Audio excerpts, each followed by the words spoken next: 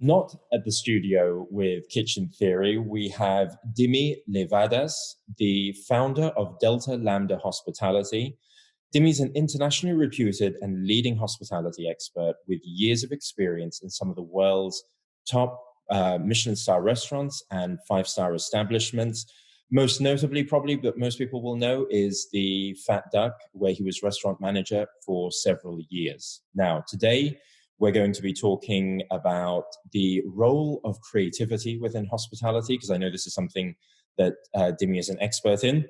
Cross-disciplinary collaboration, again, something that we're both very passionate about, sustainability, and of course, the importance of human capital. Dimi, thank you so much for joining the podcast. I realized as I was kind of doing my research and watching your TED Talk and looking at all the work that you've done, just what an incredibly well-connected and international man of hospitality you are. And it kind of, got me thinking, what got you so passionate about hospitality? What was the driver there? Good morning, Joseph. First and foremost, thank you so much as well. It's an honor and a pleasure being here. Well, the new kind of thing with you. Yeah, it's great. And thank you above all as well for pronouncing my name and my company's name. It's one of those challenges. Hence, it became... I've been practicing. Dimi. So Dimi is, yes, my kind of more British, let's say, name abbreviation. We're obviously in London. I'm originally from Greece, and it's back then where, let's say, this kind of drive and passion, let's call it, started very early days. So I've been working in hospitality since I was 16, 17. I'm in my 30s now, so it's been quite a while, let's say. And it was at the beginning purely just for my pocket money, during a summer season. So it was one of those first summer seasons, and it was in Mykonos. So it was quite a good place to be, let's say, at the time. Well, at 16, yeah. So I was kind of like a sociable kind of person. So with friends, family, etc. I loved learning foreign, let's say, languages at the time. So I kind of think that probably I had this kind of, in a way, germ of, investigating and finding out about other cultures. I loved history and stuff. And it was actually, yes, maybe in Mykonos at the time that I got to know more tourists and other cultures. And we seemed to have like a common language apart from me trying to speak English at the time, which I still do, I think. That accent. But yeah, then anyway, long story cut short, I was pretty good. I was probably, like the best student in my class at the time. I was going strict finance. I liked finance, which I think we have a common ground probably there. And maybe my summer seasons drove me to take, let's say, the decision that I wanted to study hospitality and hospitality management and tourism. So I deviated my studies. I studied that. And at the same time, I started working in top restaurants in Athens at the time. Okay. And then it's where I realized, okay, this is my world. This is what I want to do. And I can always combine finance when needed, which I do. Well, it's always a good foundation to have. Yeah, of course. Sure. And it's missing a lot in our industry, as we know. It's something that, it's something that we always find, right, in our path that, yes, it's needed a little bit more insight when it comes to finance. And it's not just... We'll talk about that a little bit later, because that's very true. And I think a lot of the elements that you're bringing and your insight and your kind of, let's say, paradigm or way of looking at hospitality, I think a lot of the elements that you're talking about are missing, but we'll get to that kind of later, because I think that extends into finance, HR, and lots of other kind of elements. But what was it that made you feel that kind of spark? Because I can see how passionate you are about hospitality, and you bring such a professionalism to it. What was it that, what is it about hospitality that just kind of excites you?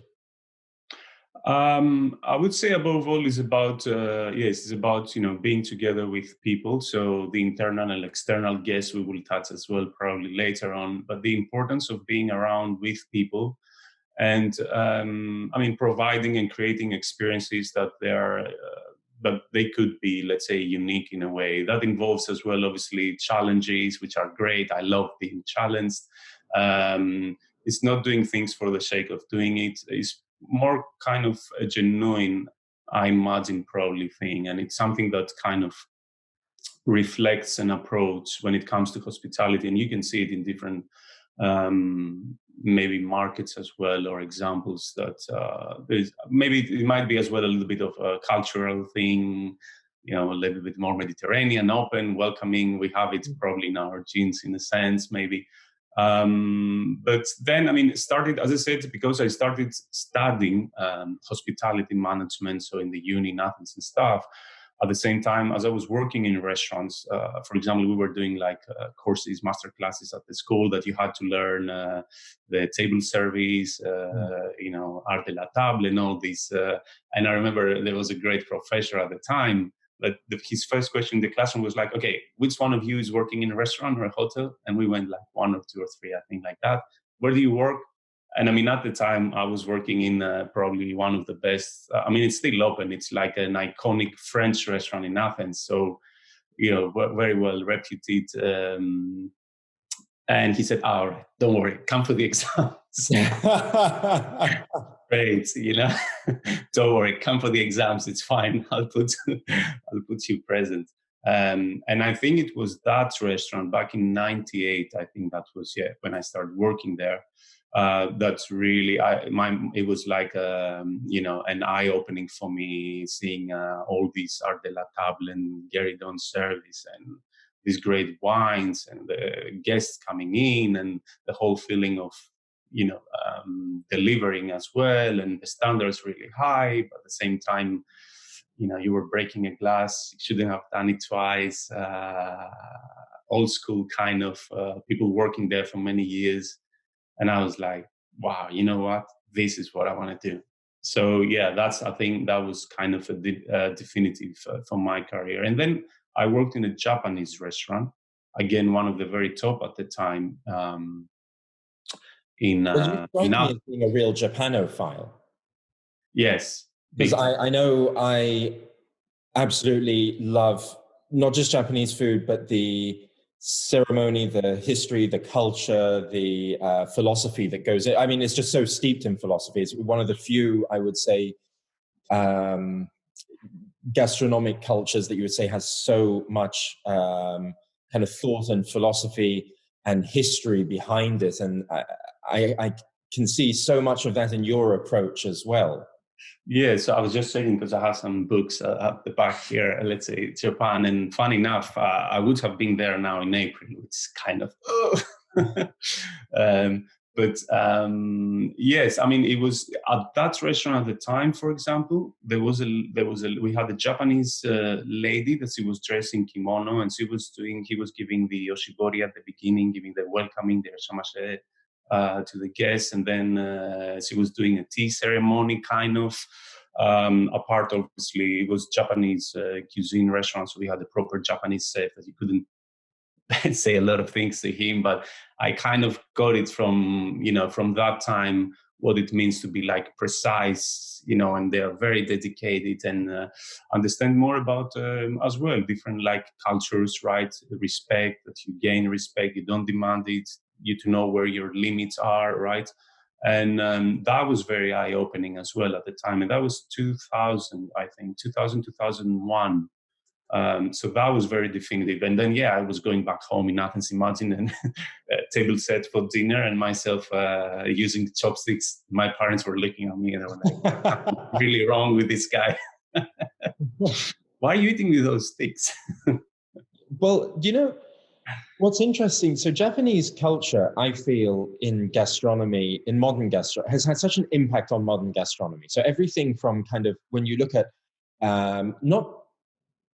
modernist cuisine or modern restaurants, or if you look at even the evolution of tasting menus, came from kind of keiseki. And, sure. There has been so much, if I think a lot of the development of modernist cuisine, for me, has come down to a point you touched on there, which is experience. It's been about the plating, the respect for ingredients, the appreciating the food with all of the senses. And all these ideas have their roots in a lot of Japanese forms of dining. Has it had the same kind of impact, would you say, on service? Would you say that a lot of kind of good service, or does a lot of good service come from kind of traditional French, let's say, restaurants? Or yes, I mean, it's a very good point. I think it's probably a combination. If you see it though like this, I think it's all about, as we know, and I think we both are kind of in a way like ambassadors, or kind of fighting about this, the openness, having this open mind, being open-minded, and try to digest as much as you can, and then you put the pieces of the puzzle, let's say, of the jigsaw together, and you create probably your own kind of identity. So I would say that absolutely there are many influences, and in a way, let's call it probably to my style at the time, because as well, like before, I used to work, for example, then I moved abroad. I did some other things in hospitality and hotels in Spain, for example. I saw another style there. And then at some point later on, just before moving to England, I was working with Nobu-san. So which is like a great chapter in my career as well, working with Nobu, with Matsuhisa brand and partners here in Europe. So that was in Mykonos and St. Moritz. So that was as well like a whole new, from going the traditional Japanese style back in the days to the kind of Nikkei, and how you take kind of like fusion, right? So Peruvian, Japanese, at the same time in a very vibrant, because Nobu-san, I mean, admittedly, it's like, one of the greatest for me as well as a person, as a chef and everything. So you take the traditional, the Japanese, which you said, yes, I think it's more related to, I would say as well, what we said about, yes, there is precision, French cooking as well, but like more the loyalty, the dedication, the kaiseki, so whatever is called now like seasonal in the seasons, like for the Japanese, right? It's been like a given for centuries.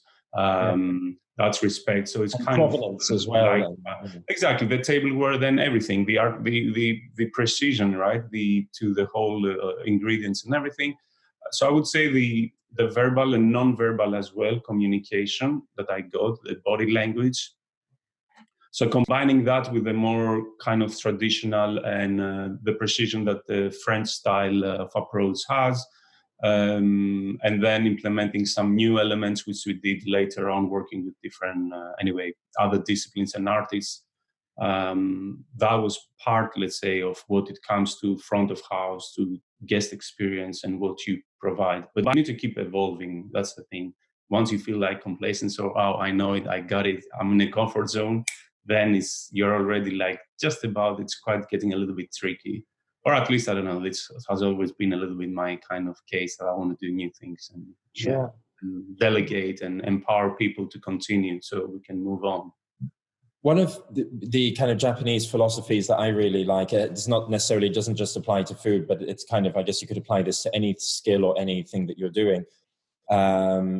This idea of kind of kaizen, where it's not about achieving perfection, but it's about continuously, every time you get to do that task, you try and do it a little bit better. Sure. And I think that kind of plays into that idea of not getting complacent, because you constantly give room for being able to improve, and you're not setting this definitive kind of perfection standard. There's constant, you never get that sense of complacency. But you talk there about experiences and kind of constantly trying to look ahead and not getting kind of stuck within kind of one service style or one way.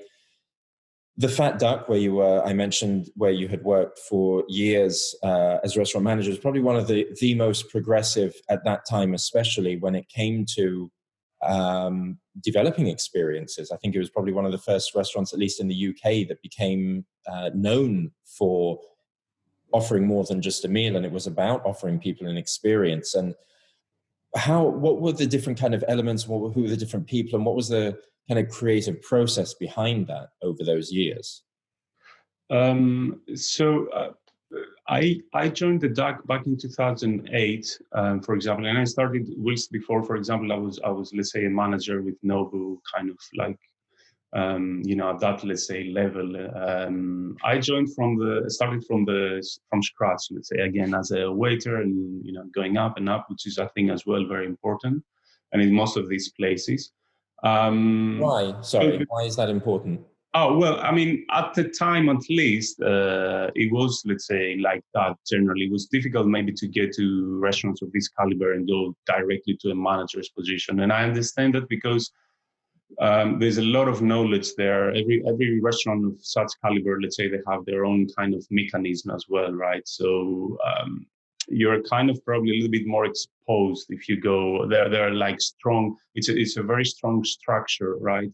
So from the base, every element, every brick, let's say, of this building, it's very strong. So every layers. So there is a reason once you get, let's say, probably to the top in a kind of the pyramid, or you call it whatever, and have all this helicopter view, you really need to be able, right, to have done everything. I don't know, at least that was probably our approach as well at the time, and we continued like that. So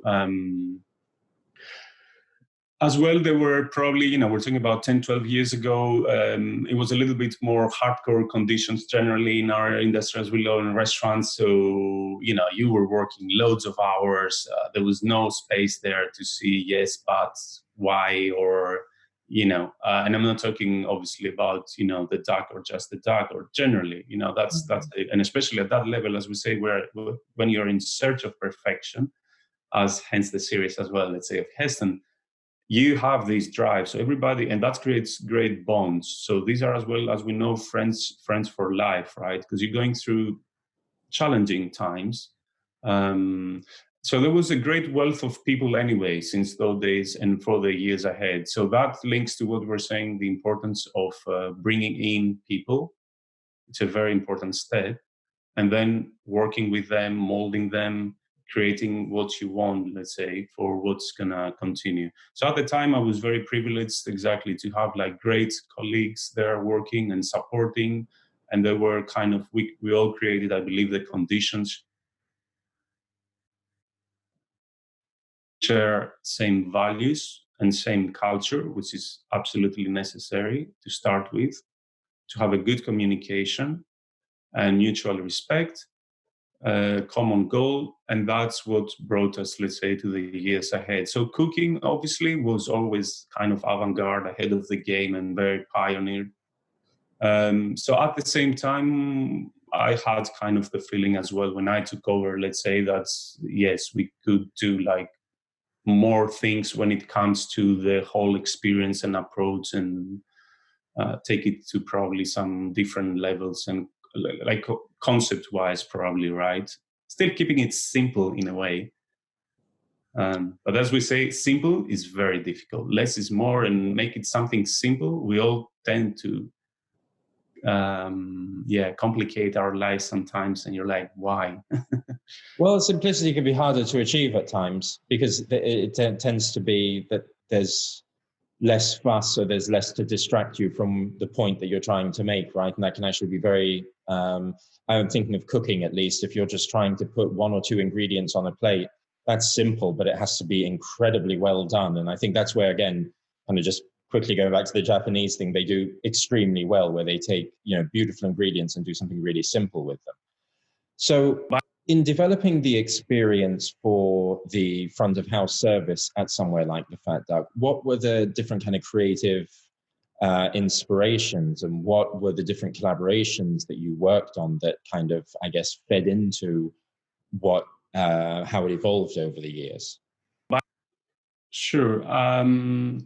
I mean, let's say the main kind of goal together with this was, as I touched that point before, it's all about, I believe, the human capital, what we said, right? So the internal and the external guests.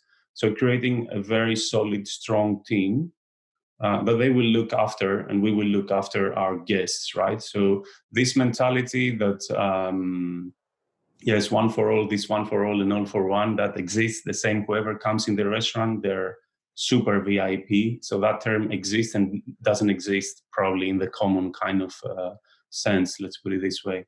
So that was fundamentally, that was the main goal always. So with any deviations or different paths we might take, our main vision, and personally my vision, has always been that we need to have these very strong elements in the restaurant, so as to create constantly loyal guests. And that's very sustainable anyway for any business, creating loyal guests, call it customers in other disciplines and markets, but that's a constant drive that every business should have.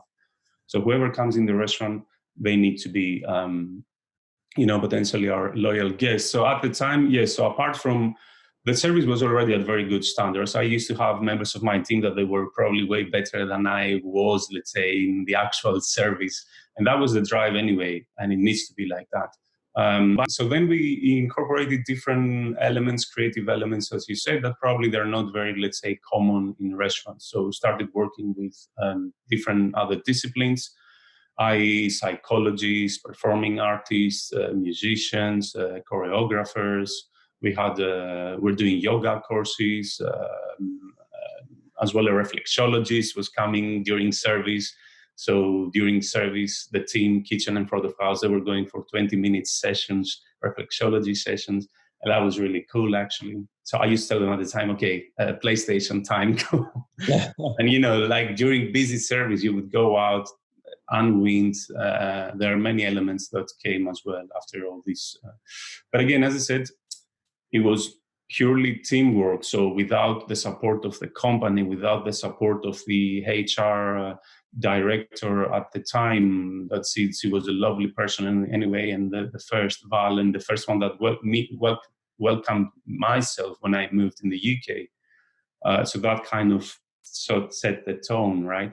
So together with Johnny as well, the head chef, executive chef at the time, and Isabel, the group head sommelier, and then obviously the other members of the whole team, we kind of created this harmony, I would say, that it was one, as I said, there's one vision, there's one line, we are open. There was this culture of openness, and everybody could chip in with ideas.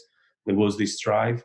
But at the same time, there was no like kind of gray zones of, so everybody knew what our target is and what our culture. I think culture and values are very important.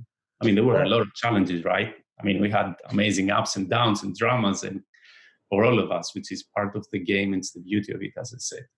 Well, it was definitely, it's really interesting hearing you talk about it like this, because I mean, I had done, how you and I had met initially was when I did I think it was like 6-week placement back in 2011 at the Fat Duck, and I met you. And, I'd been working in the industry already for a few years at that point. And I remember watching service and how yourself and Johnny and the kind of management team there dealt with each other and communicated. And it was just a level of professionalism that I hadn't seen in restaurants up until that point. And it was really inspiring, because it was amazing to see that, and I think that was really important in order to be able to achieve what you guys were achieving, and to have the sustainability behind it, and to really kind of make it feel genuine and authentic, that there needed to be that kind of, as you put it, kind of harmony between everyone. But it really did show. When you working at, or when kind of coming up with some of these ideas, let's say when there were new dishes or on the menu, or new ideas that were coming through from the kitchen, how was the service part kind of decided after? Or did it all kind of come at the same time? How did those kind of ideas formulate?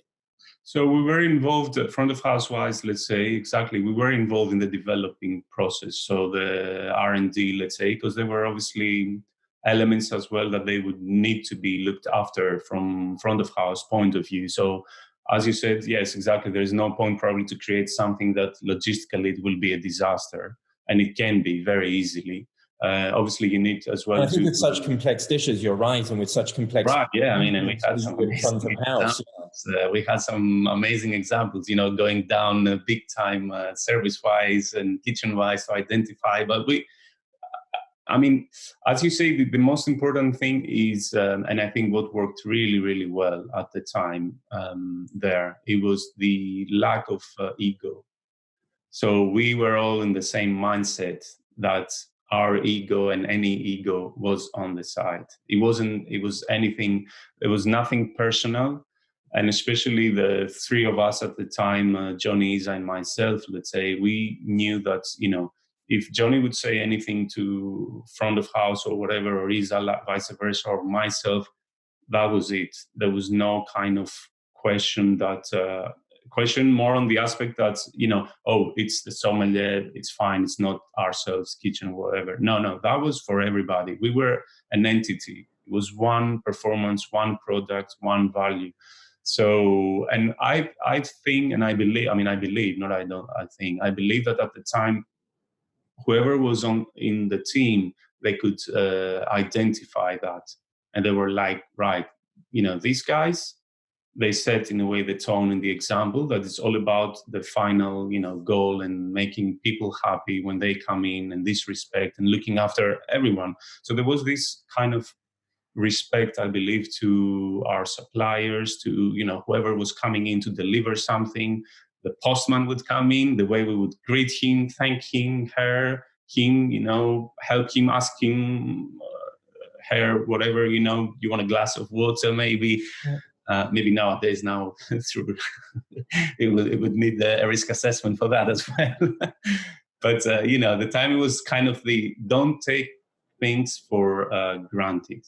So that would involve as well in the creativity process. So there was no point to create something that it would cause frustration. So yes, we were involved. We would feedback. We would get obviously, crockery, cutlery, identify how the sequence of service would be, the elements, the timings, because it was obviously very important, the timings. So yes, we were involved. But again, it's probably, one of those exceptions. Let's just remember that restaurants of this caliber and style, they're not, it's a fraction, a very tiny percentage, right, of the restaurant world, let's say. Oh, sure, yeah. Achieve and developing, like after the refurbishment, for example, developing like trolleys that they were quite expensive. It's not that everybody, right, can afford it in a sense. No, it's incredible. I don't think people probably realize, I guess because of what we do at the chef's table, I have a sense of understanding, because I guess, at Kitchen Theory, we feel like a lot of the ideas that you guys were building in terms of, building experiences that, I guess we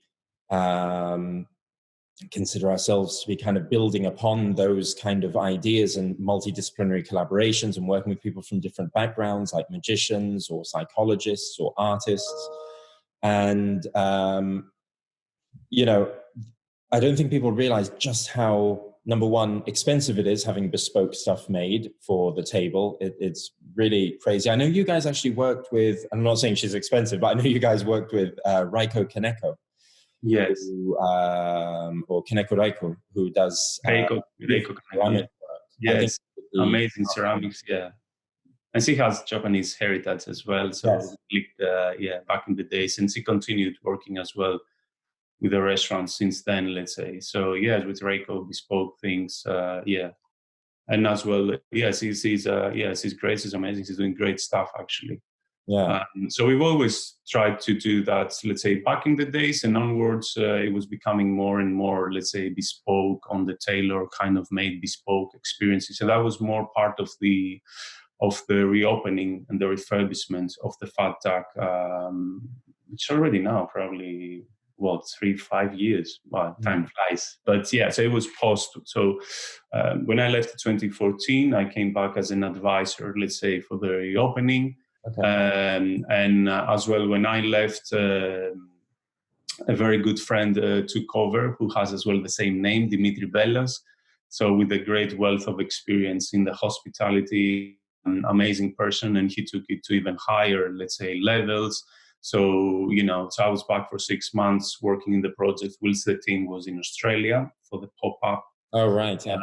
So that was like, we kind of exactly put together a menu and a whole experience that it was even more like kind of bespoke, if we call it. So that involved a lot more disciplines working in this, let's say, project. So as you said, yes, all these restaurants, do they make money generally? No.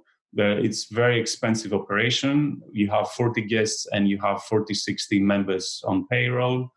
as well ourselves at the time as a restaurant, we were only having maximum, I believe, 10 spots, let's say, in the kitchen for stars, as for interns. Whereas, as we know, in other restaurants at the time, or still probably it's the other way around. So we prefer to mentor, and teach people in a way a couple of things and make the best out of their involvement, because it's their time, right? It's not our time as well, but it's an honor for us as well, having them with us.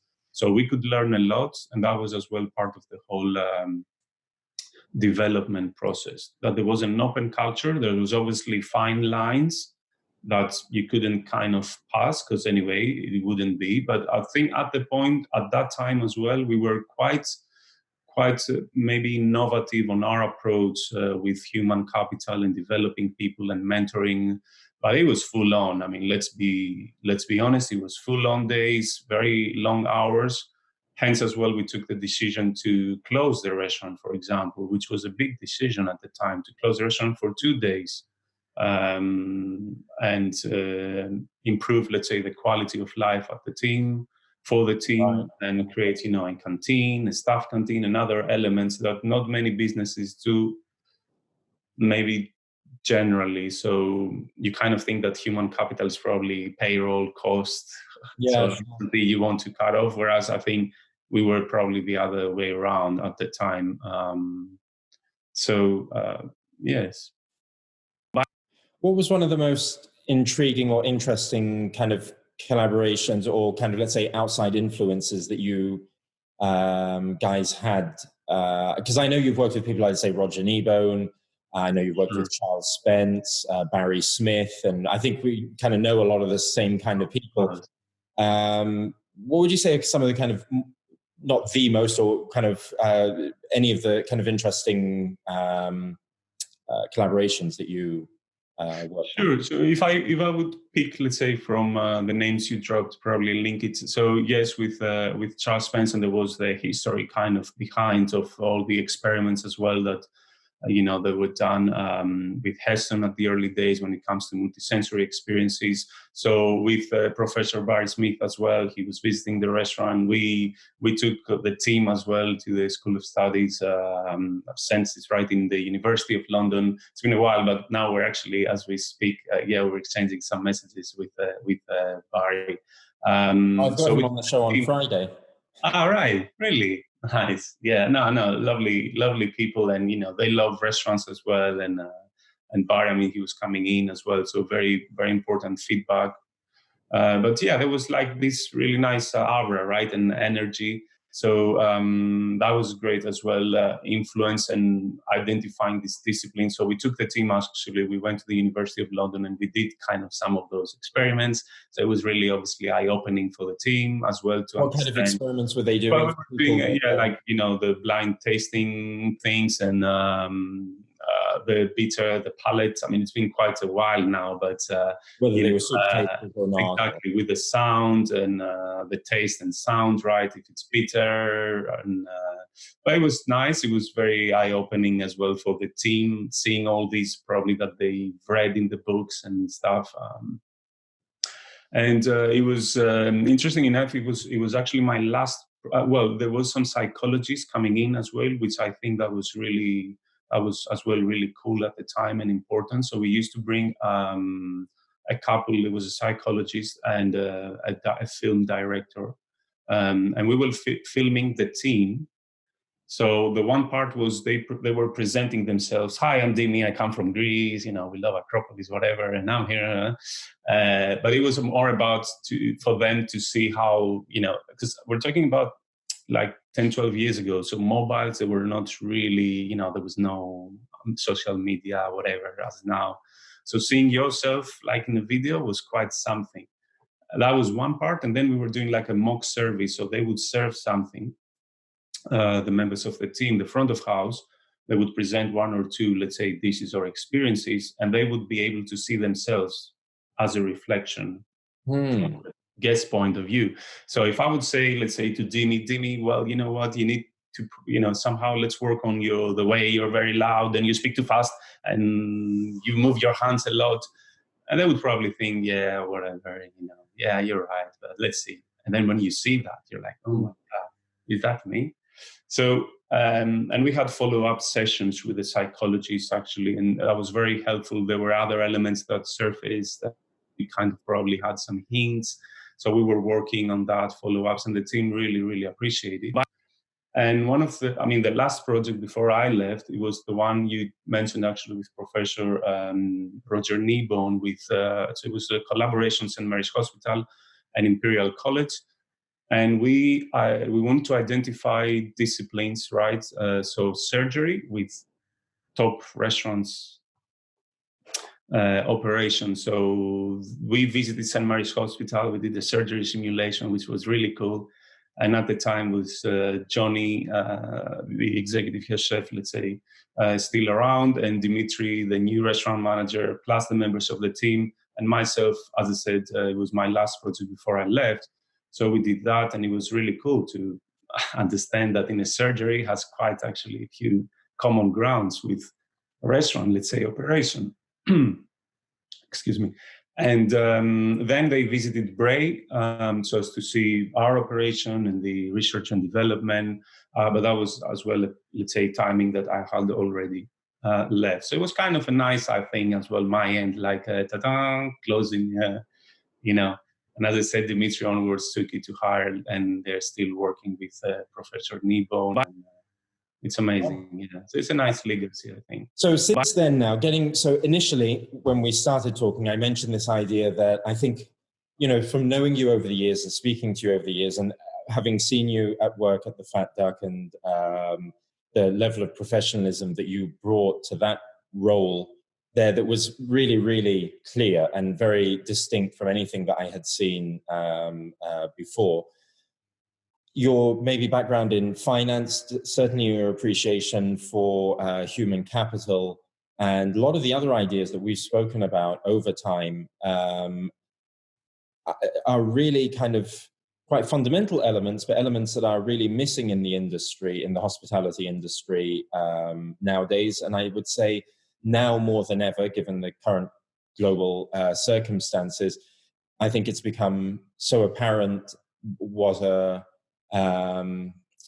kind of how fragile the restaurant business model can be for many types of restaurants, and how important human capital is probably now more than ever. But you've been working on these kind of projects for quite a while, and I know that your Delta Lambda Hospitality, a big focus of yours is on human capital and its development. So why is that? Why you kind of explained it a little bit previously, but why do you think that is so important? Why do you think it's going to be important moving forward? I do believe that it's probably the greatest investment, and just putting probably just not to put pressure to people and probably business owners or whatever, but it is the greatest investment, the human capital. So, and it should be like that, and we should keep thinking, like this. So, because as you said, all these models can be very fragile. So it's all about resilience and perseverance now. So the people, and anyway, your model are the ones that they will kind of make it through. So this has been obviously very challenging times, what we're going through. At the same time, I believe there are great opportunities there. Yes, we've all been massively affected one way or another. As it happens, though, with crisis and everything, there are elements there that they will put us kind of in a reset mode and a review, restart. And I'm sure we all identify elements and points that which we could have done better.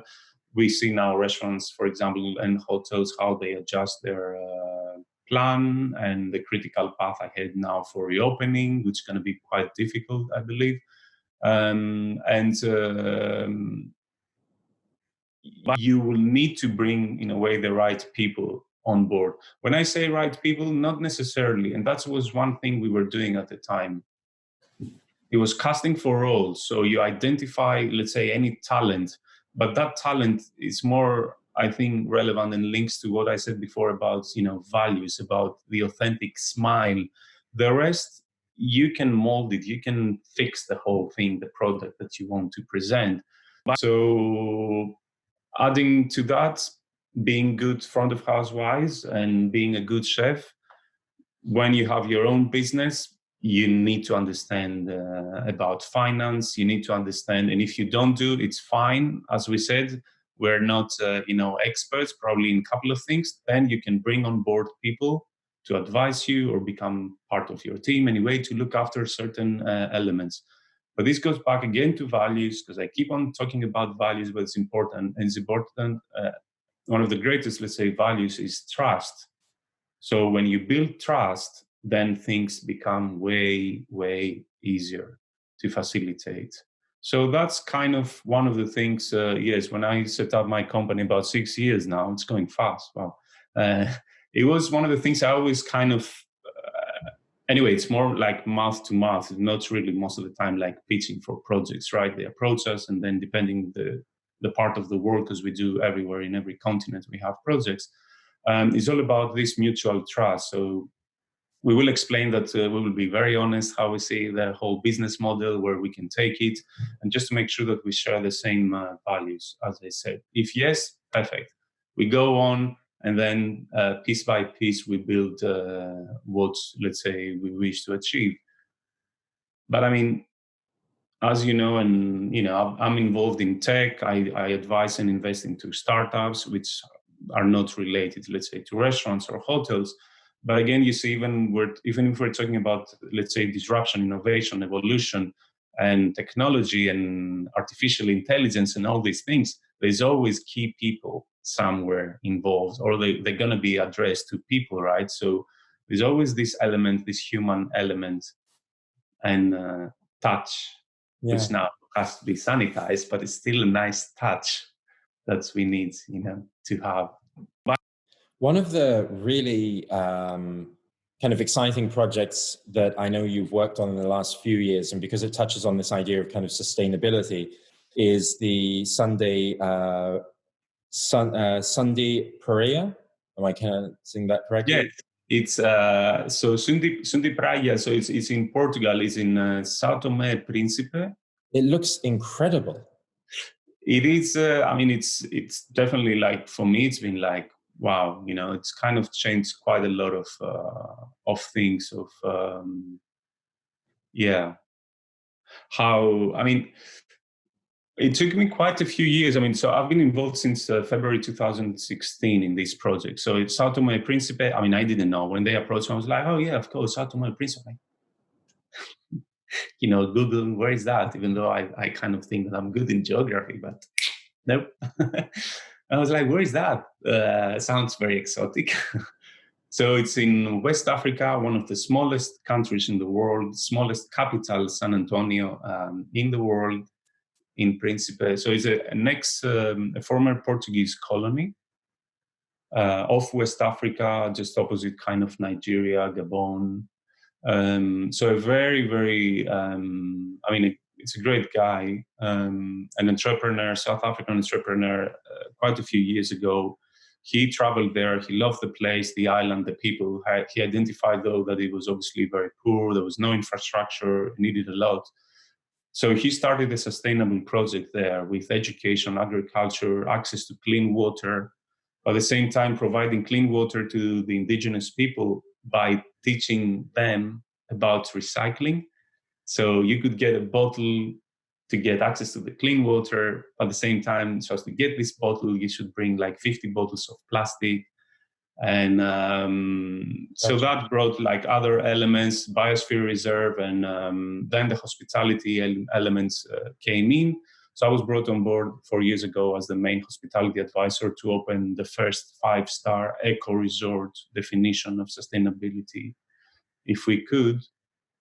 And yes, in the meantime, we opened another one as well. All the elements of what is a sustainable hospitality operation, like that must be, there just must be so many different areas and so many different kind of knock-on effects from how you must have to approach the design of these different elements of the guest journey, I guess. Sure. So at the time, this particular one, let's say, I worked with a very good friend as well. He used to be, at the time, just before he used to, Leonardo Pereira, so a Portuguese chef. He used to work previously. He was a kitchen manager at Noma as well, so he had a lot of insight as well about ingredients and foraging. So we worked with Leonardo on that aspect on the F&B together.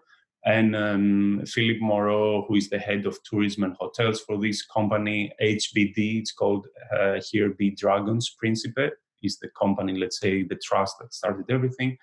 And Didier Lefort, a great, amazing French architect, he's done like projects all around the world, insane projects, very kind of, unique approach. So with them, obviously, it was a learning curve for myself as well to understand and implement all these elements. So the 17 Sustainable Goals of United Nations is a great path because it gives you per cause, let's say, end goal when it comes to, above water and life and about environment, about equality, about all these important elements. So in a way, we approach, yes, piece by piece. And given, as I said, we're talking about a place, Principe Island. It's 40 minutes flight from Sao Tome, meaning that it's a very, very exclusive island, 7,000 people there. And we created the first generation of hospitality professionals. So, which is, if you think it's absurd, probably like creating the first generation of a profession in a country. So that was what we That's fascinating. created. That's a hell of a task. Yes, and there's a great sense of responsibility there as well, I believe. They are obviously the example for their kids, their siblings, their nephews, niece, everything, parents, their point of reference of, let's say, a better quality of life. But as I said, exactly, a sustainable mindset. So minimum impact to the environment, whatever is possible to. I just had this actually. So we create, experiences. So it's a nice leaflet about, Principe. Well, the place looks like a slice of heaven, right? I mean, it looks incredible.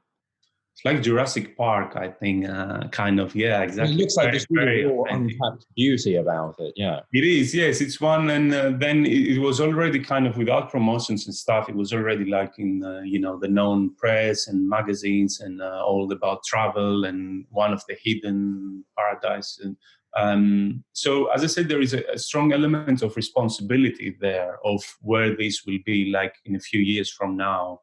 And I'm very optimistic on the aspect that there is a solid base. As I said, it's a sustainable project. There is a lot of ethical, right, background, the biosphere reserve and everything. So there's a lot of kind of this social responsibility that hopefully will be like the key drive in the future. And it's not like, this is a pristine destination, let's go in and dilapidate it with cement and huge hotels. And no, the restaurant is made out of bamboo.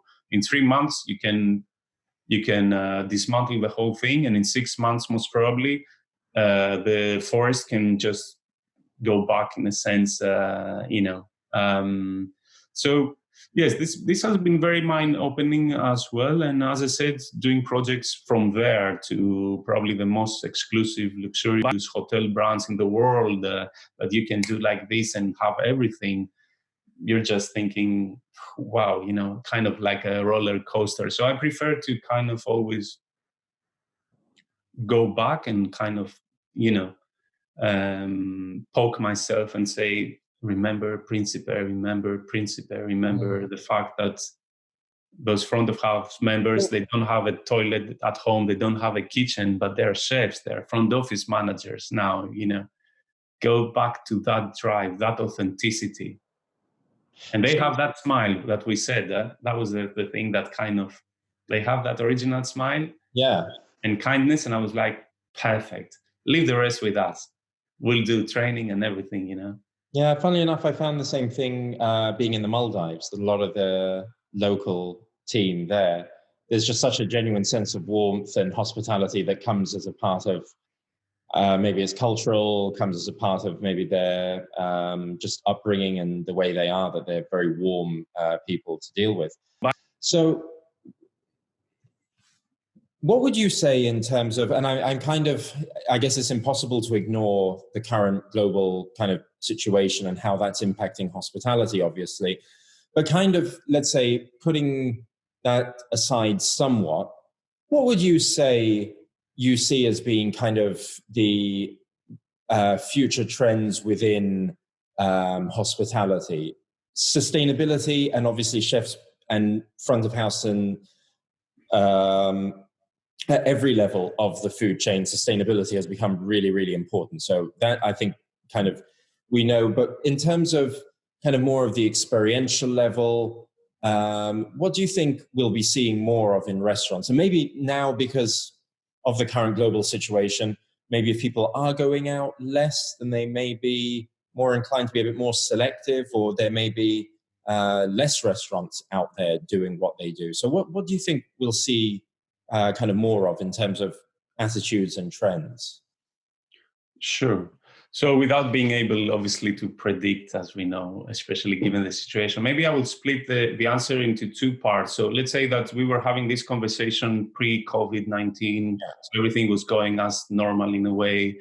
So if we had this conversation, then my reply probably would be that I would see generally, well, yes, sustainability, it's like the main thing. And we need to focus to that. So, all about the environment and everything, because there is a major challenge there.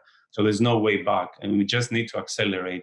And when we say sustainability, it's not just the environment, right? As I said, it's equality, it's the rights, everybody. So there's a lot of human elements there related. So sustainability and human capital, always human capital, the greatest investment. I'm gonna, keep banging on the wall, greatest investment. So that, and it would be, because that would be a link, let's say, to, to maybe a little bit of the current situation, which I'll get to that. So human capital, I'll get to that. So yes, restaurants, we've seen a kind of a trend wave, whatever, to more kind of bistro style, not that top luxury, like tablecloths, right? Silver service.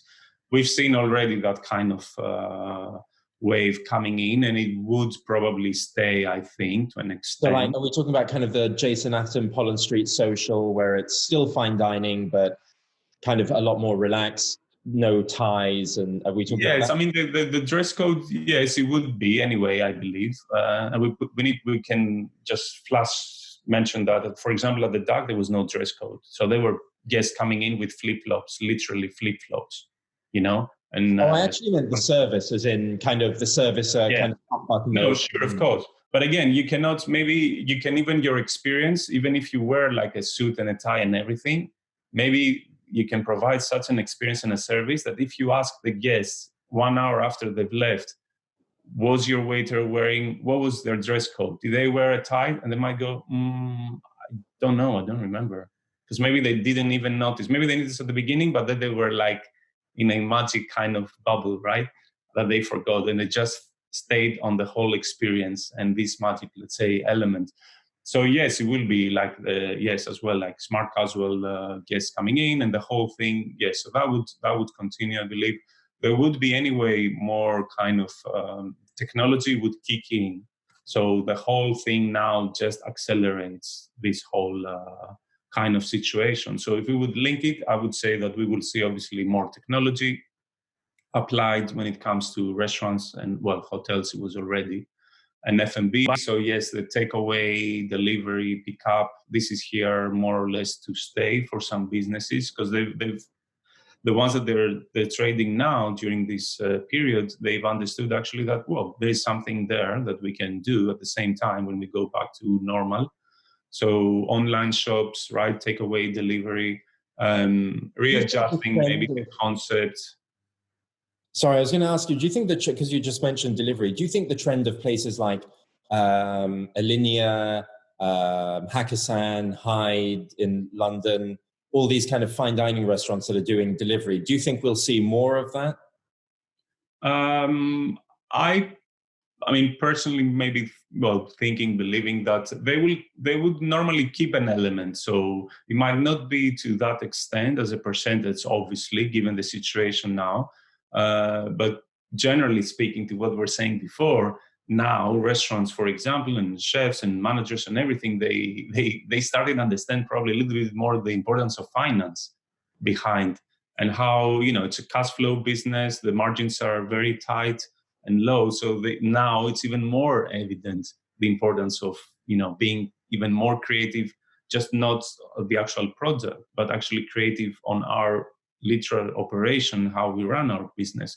So they will keep, or they will create maybe other concept, brand, or whatever, that they will just work, on this aspect. So, what they call the ghost kitchens as well. And Well, I was all thinking that these, dark kitchens, right? so Yeah. as that as well is something that exists, and it will be as well, because anyway, so linking all these are linked, right, to the current situation. That, it was, the market was as well in London or other metropolis. The London, I think, was quite saturated.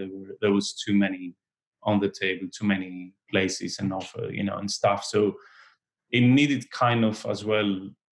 It's not probably great, but as we know as well, yes, there was like a lot of offer in comparison with the demand. So there will be more opportunities there probably for places that they will manage to come through.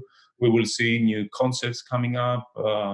Anyway, we'll see on the tech world, as we know, things, sharing economy like Airbnb and Uber. These were unicorns created post 2008, 2009 crisis, right? So likewise now, which is even like harder, the whole situation, we will see, some new kind of trends, I believe, coming up, right? But at the same time, in the UK, for example, we have something to be as well extra kind of focus and worry about. Brexit, I'm not putting it as a political, but the reality is that there will be a lot of people now coming, well, they've already been, anyway, they're in furlough now in our industry, but once this is not around anymore, let's say, as a scheme, then there will be quite a few people that are going to be laid off in hospitality in London. And then quite a good percentage of those professionals, they come from other countries. So I think it will be difficult probably to stay, let's say, in a way around. So they will have to go. And then if we have Brexit, it will be a bit more difficult maybe to attract younger talent, as probably some of us came early days here. So I'm a little bit more worried further down, probably the horizon coming like, maybe fall, autumn onwards, how things, will look in a sense here. So But I very much, more adamant. yeah, I very much subscribe to your idea, though, kind of that sentiment out of great adversity, there's always opportunity, and I do think that somehow, some way, hospitality businesses and the industry as a whole will find a way of kind of coming up with creative solutions to overcome some of this. Undoubtedly, there'll be casualties kind of along the way, but it's London is I guess has a very different energy about it. Kind of as a global city and as a restaurant city, it's come leaps and bounds over the years, and I'm sure hospitality businesses hopefully will some way kind of find how to operate within the new normal. Because we're coming up to kind of almost time, but one thing that struck me, and I'll tell you this, I was walking on the high street a few days ago, and I saw a fast food place that had opened up. They were open for deliveries and takeaway. And it's incredible because there's so many restaurants out there that can't open up because of social distancing. Yet when you look at these places, like this takeaway that I'm talking about, I don't think there was as much social distancing there as what is really kind of expected. And it kind of got me wondering, do we think it's even feasible in hospitality to have do you think it is? Because I personally don't think, I cannot see how you can have a kitchen of people working together and have social distancing in any way. I don't know. What are your kind of thoughts on that? Well, logistically, it's very difficult. Yes, absolutely. It will be. I mean, yes, if it's 2 meters or whatever, or yes, it will be very difficult. I mean, as well as we were saying, there's it's kind of common things like hand washing, and it's all about, and these are elements that we've been doing in our industry, like Right? since Yeah. ages ago, is a given. We used to do that actually every 20 minutes. For example, at the duck, there was hand washing, and we were used. So you were probably back of house at the Fat Duck, and you were listening. You were thinking that some people were having birthday, but it was actually not. It was just the beginning for people to understand. 20 seconds is double. Happy birthday, da da da. Um, Look, the reality is that it's obviously a very, very delicate kind of topic and situation, and but we just need to be mindful at the same time that financially the whole world is it doesn't look great at the moment, and it will not look great down the road. So hopefully, yes, whoever, I don't know, they're responsible to take and implement all these measures, etc., etc. Somehow we need to be realistic as well, and maybe if it applies, it could apply for everybody. So yes, as you say, we see a couple of things as well with maybe deliveries, and maybe some of the guys that they're waiting to pick up things, they're not really keeping this kind of physical distancing and stuff, and that probably somebody else is just waiting to open their bar, their restaurant, and there's a Right. risk. That's what gets me. Yeah. Every week, it's like probably maybe we won't be able to open again, and you're like, well, just let's be mindful that we're talking about people's lives. I mean, apart from physically, right, as health, it's because let's not talk about mental health, right, in the months to come, and so there are so many elements there that I'm hopeful that yes, pretty soon I hope that we might get back to operate some or most of the places. Let's see, but given the situation here in the UK as well, it's been a little bit tricky, and that affects as well other industries, other markets. So it will take a while, but if we all stay united and positive and realistic at the same time, we will make it, because humans prevail. There we go. So on a positive note and on a final note, you've been part of organizing some amazing kind of gastronomic conferences like the BBVA Bilbao Food Capital Conference. Once this is all done, and hopefully when there is a new sense of normality, what are the exciting new projects that you're working on? So there will be, I mean, I'm going to keep on being in the hospitality, let's say, industry. So we'll try, for example, my main goal is, and that will apply to my work generally, I will try generally to travel less, and not because of this situation, mainly because it's been the longest time I've spent in London. And I've been, I'm married with my lovely wife, but the reality is that I haven't really been around all these years, traveling. And I realized that I could even be a bit more selective with what I do and how I dedicate my time. So if it can be online, for example, yes, we will see. As we know, you mentioned events and stuff. That's an industry as well massively affected, and will be massively disrupted, as it shows at least. So webinars and everything. My main goal will keep on being involved in projects that they have longevity. They are about sustainability, about building new bridges and mentoring people and creating like a legacy. Let's call it that way. And then anything on education and charities that I'm involved, it will be even more strong, in a strong sense. So, with Clink at the prisons, with some other charities that I'm involved, yes, I'd love to dedicate more time actually on that, and education with colleges. So giving back to our kind of profession, inspiring younger generation. Yes, balance, I think. Yeah, balance. Yeah, and I think a lot of people have had the time and have reflected and have come to similar kind of conclusion. Dimi, I don't want to take up any more of your time, so thank you so much for this conversation. It's as insightful and inspirational as I knew it would be. Thank you so much for taking the time. Joseph, it's been a pleasure and an honor. It was great talking to you. Thank you.